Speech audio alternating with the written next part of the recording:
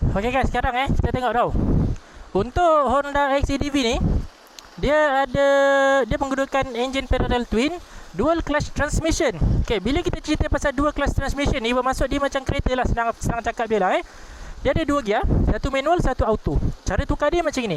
Ini kita tolak ke kiri, gear 1 masuk. Okay, actually dia ada 6 gear gear 1 sampai 6. So ini auto. Korang pulas dia akan auto masuk gear. Tetapi kalau korang nak tarik sampai RPM merah, korang pakai manual. Tolak sini, nampak 1M bermasuk manual. Okay, so bila manual ni nak masuk gear macam mana? Bawah tak ada lever clutch, lever gear. Sebelah kanan, sebelah kiri brake belakang, sebelah kanan brake depan. So cara dia dekat sini, nampak ni. Ini adalah dia punya masuk gear. Okay, ini adalah downshift dia, buang gear. Okay, kalau nak pakai manual macam ni aku tunjuk cara aku pakai manual. Okay, kita jalan.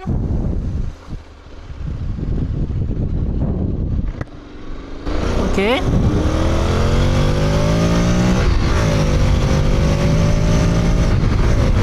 nampak? Dia boleh tarik sampai RPM merah tau. Tetapi kalau korang pakai auto, dia tak sampai lah RPM merah tu. Jadi kalau korang nak rasa macam betul-betul full performance, pakailah manual, boleh pergi sampai RPM merah. Okay. Jadi untuk Honda XADV 750 V3 ni menggunakan meter TFT saiz 5 inci. Ada Honda RoadSync. Okay, Honda RoadSync ni untuk kebanyakan motor model Honda sekarang semua dah ada lah.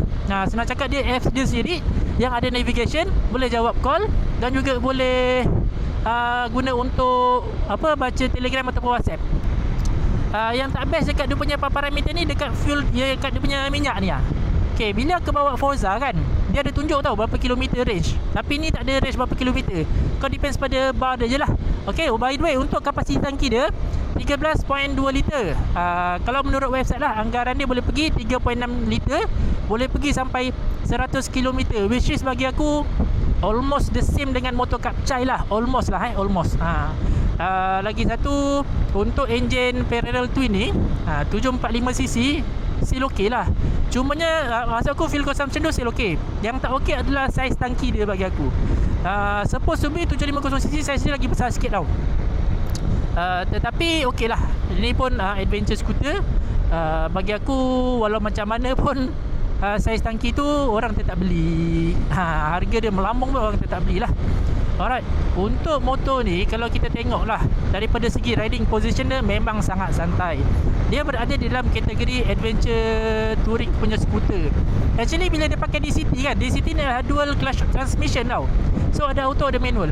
Bila dia pakai DCT ni, aku nak cakap dia skuter ni macam tak berapa nak syok sangat lah. Sebab dia tak feel rasa macam skuter. Dia feel macam korang bawa kereta tau, feel dia. Macam gitulah. Feel dia macam itu. Untuk berat dia pula adalah 237 kg. Bagi akulah untuk kalau tengah jalan macam ni okey, nak handle senang. Tetapi bila slow nak silok tu bagi aku dia agak susah. Sebab semalam aku try mencilok, dia agak susah lah, agak susah nak control, bukan nak control lah, nak cilok tu lah, sebab dia berat 200 kg lebih. Mungkin aku yang expert, mungkin yang expert tu senang lah, cilok-cilok saja. Okay, tapi bagi aku dia agak susah sikit. And then daripada segi seat height dia 790mm. Macam aku, tinggi aku 170, still okay. Tak menjenjet lah. And seat dia pun selesa, ada backrest yang lembut. Okay, kalau bawa pillion pun selesa lah kat belakang Sistem brake hadapan menggunakan dual disc lah, dari kaliper 4 port daripada Nissin. Belakang pun belakang bukan pun lah, belakang menggunakan single disc daripada Nissin juga. Dia punya suspension depan menggunakan USD fork. Suspension belakang menggunakan monoshock, which is bagi aku suspension belakang bagi aku sedap. Bila aku masuk off-road tadi aku masuk off-road dekat Batang Sea, so agak sedap. Tetapi bila aku masuk, bukan bila masuk lah, bila compare kan, boleh tengok balik suspension depan, USD fork dia macam bagi aku tak berapa sesuai untuk off-road yang hardcore lah. Kalau untuk light off-road maybe okay. Sebabnya bila aku masuk Batang Sea tu, jalan dia ada setengah jalan yang memang agak teruk juga. Bila aku langgar lopak yang agak besar, fork depan ni bunyi ketak. Aku tak pastilah sama ada memang standard macam tu untuk semua USD fork ataupun untuk USD fork ni saja. Okay, sebab aku tak pernah bawa the real adventure bike macam motocross, scrambler or whatsoever. Aku tak pernah try dalam hutan, dalam jalan off-road. Tetapi untuk ni dia macam bila langkah lopak besar lah, lopak besar, lopak kecil-kecil still okay. Okay, aku buat laju sikit pun still okay. Untuk suspension belakang okay, walaupun dia tayar tu spin, tetapi nak kena kontrol sendiri. Korang nak kena adjust sendiri, kontrol sendiri, biasakan sendiri. Aku tak expert, tetapi aku dah aware lah benda ni. Maksudnya bila mana kita bawa motor off-road ni, bukan off-road lah, bila bawa motor dekat jalan yang tak rata, yang tayar spin ni, kita kena pandai untuk tarik sendiri benda tu, tayar motor ni.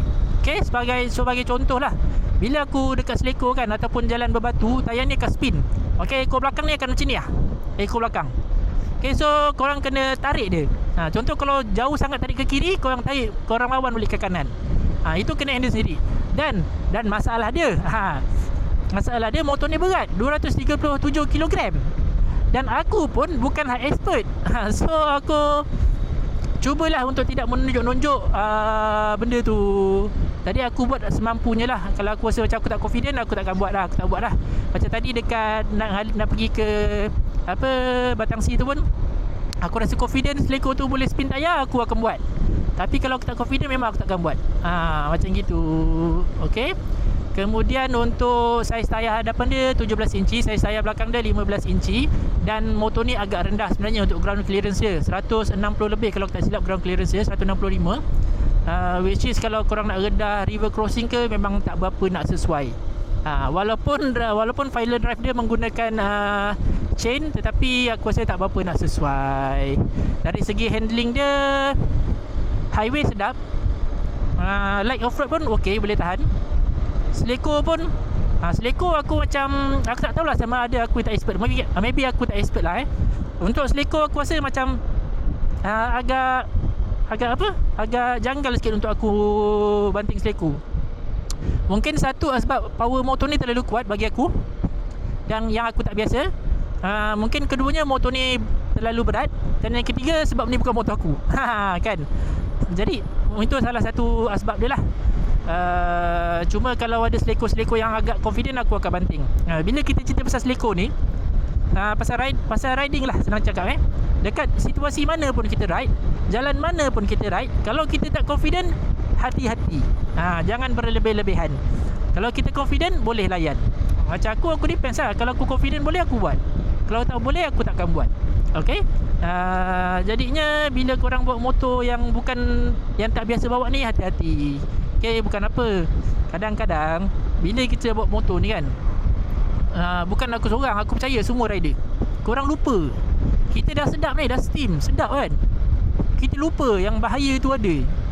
Jadi itulah, kena hati-hati. Bila mana dah rasa macam terlalu sedap, kena ingat, ingat bahaya kan. Macam itulah. Itulah cerita dia. Aku dalam masa ingatkan orang lain, aku ingatkan diri aku jugalah, sebab aku pun kadang lupa. Contoh kan, balik kerja, selalu balik kerja atau pergi kerja, jumpa motor laju-laju, kita memang nak laju, nak cepat kan. Jumpa motor laju-laju macam ajak lumba pula, kita pun layan, cilok sana cilok sini kan, sampai kena horn dengan kereta. Itu kita dah lupa tu. Dah lupa, dah sedap sangat kan, laju sedap sangat je cilok, kita dah lupa. Jadi benda-benda macam tu kena elakkan lah, kalau boleh lah. Okay. Alright. So far itu sajalah. Bukan itu saja, ada lagi pendapat aku pasal motor ni. Kalau nak cerita panjang kan, tapi nanti aku akan cerita dekat next episode. So sekarang ni aku nak kena laju sikit. Sebab aku nak laju, tapi aku nak bercakap. Aku takut aku tak boleh fokus dengan jalan Seleko macam ni, so aku terpaksa bawa slow sambil bercakap. So sekarang ni aku nak off camera, aku nak laju sikit dah.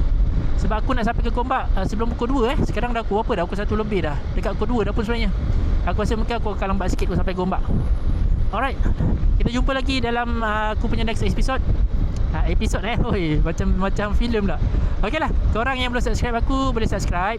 Yang nak share apa-apalah pasal motor ni ke, pasal apa benda sekalipun, korang komen lah kat bawah.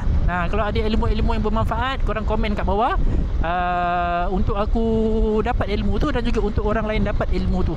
Okay, sama-sama kita kongsi ilmu lah. Okay, kita jumpa lagi dalam video aku akan datang. Okay, Assalamualaikum.